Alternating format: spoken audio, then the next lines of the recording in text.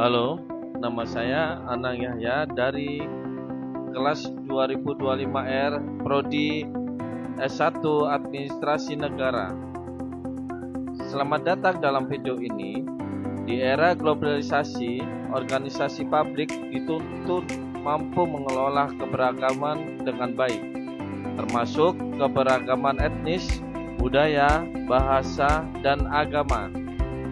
Pada kesempatan ini, kita akan membahas bagaimana budaya organisasi di era multikultural diterapkan di Fakultas Bahasa dan Seni Universitas Negeri Surabaya, serta strategi dalam membangun lingkungan akademik yang inklusif, harmonis, dan produktif. Budaya organisasi adalah pola nilai, kepercayaan, asumsi, dan perilaku yang dianut bersama oleh anggota organisasi. Dalam organisasi multikultural, budaya organisasi tidak hanya menciptakan kesatuan, tetapi juga menjadi payung penyatu bagi perbedaan.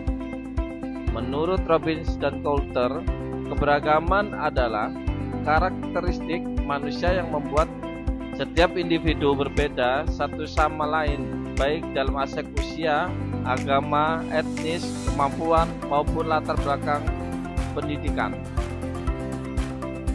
Tantangannya adalah bagaimana organisasi dapat menjadikan keberagaman sebagai kekuatan, bukan potensi konflik. Fakultas Bahasa dan Seni Indonesia adalah contoh nyata organisasi publik dengan tingkat keberagaman tinggi. Mahasiswa berasal dari berbagai provinsi di Indonesia, menggunakan ragam bahasa daerah, memeluk berbagai agama, dan membawa identitas kultural masing-masing. Keberagaman ini semakin hidup melalui program studi yang ada, seperti seni tari, seni drama, pendidikan bahasa Indonesia, pendidikan bahasa daerah, pendidikan bahasa Jepang, hingga pendidikan bahasa Mandarin. Hal ini membuat lingkungan kampus menjadi ruang pertemuan budaya yang sangat kaya. FBS Indonesia menerapkan sejumlah strategi budaya organisasi untuk memastikan keberagaman dapat hidup selaras dan aktivitas perkuliahan, interaksi sosial, dan kegiatan mahasiswaan. Pertama, penciptaan shared values, nilai-nilai kampus seperti toleransi, kolaborasi, dan humanisme dijadikan landasan bersama. Kedua, struktur organisasi inklusif, di mana mahasiswa dari berbagai budaya memiliki kesempatan yang sama untuk berpartisipasi dalam organisasi kampus, baik di tingkat fakultas maupun jurusan. Ketiga, pembelajaran berbasis lintas budaya, misalnya melalui kelompok kerja multidisiplin yang memungkinkan mahasiswa berkolaborasi lintas jurusan dan latar budaya. Keempat, pembiasaan dialog dan interaksi baik dalam kegiatan ospek, diskusi kelas, seminar, maupun kegiatan ekstrakurikuler seni. Keberagaman nyata di FBS terlihat dalam kegiatan-kegiatan seperti festival seni daerah, kolaborasi tari antar budaya, pentas drama, pagelaran musik daerah, hingga lomba bahasa antar program studi. Kegiatan-kegiatan ini bukan hanya ajang kompetisi, tetapi menjadi media ekspresi identitas, perjumpaan gagasan, dan proses belajar memahami perbedaan secara langsung.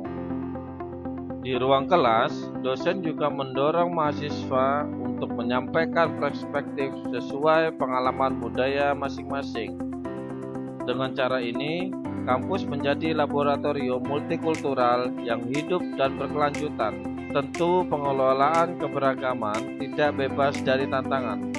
Di FBS Indonesia, beberapa tantangan yang sering muncul antara lain perbedaan gaya komunikasi, misalnya mahasiswa dari budaya tertentu lebih terbiasa bicara langsung, sedangkan yang lain lebih pasif. Stereotipe antar budaya yang jika tidak dikelola dapat menimbulkan jarak.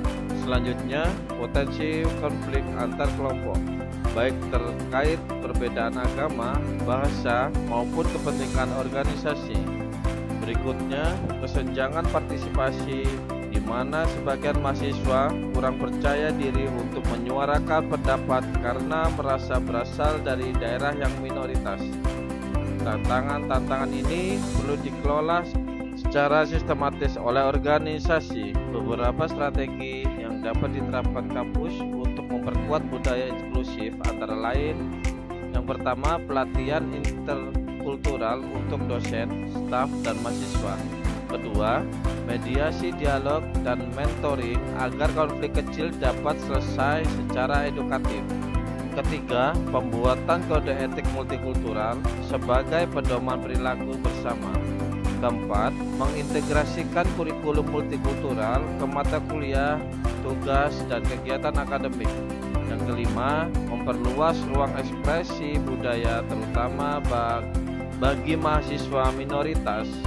Dengan strategi ini, keberagaman menjadi energi positif untuk peningkatan kualitas pembelajaran. Dari studi kasus FBS Unesa, kita dapat melihat bahwa keberagaman bukan sekedar faktor sosial, tetapi modal untuk membangun organisasi publik yang lebih inovatif, adil, dan berdaya saing. Budaya organisasi multikultural bukan hanya tentang menerima perbedaan, tetapi mengelola, merawat, dan menjadikannya sumber pembelajaran bersama. Terima kasih telah menyaksikan video ini. Semoga bermanfaat dan menginspirasi.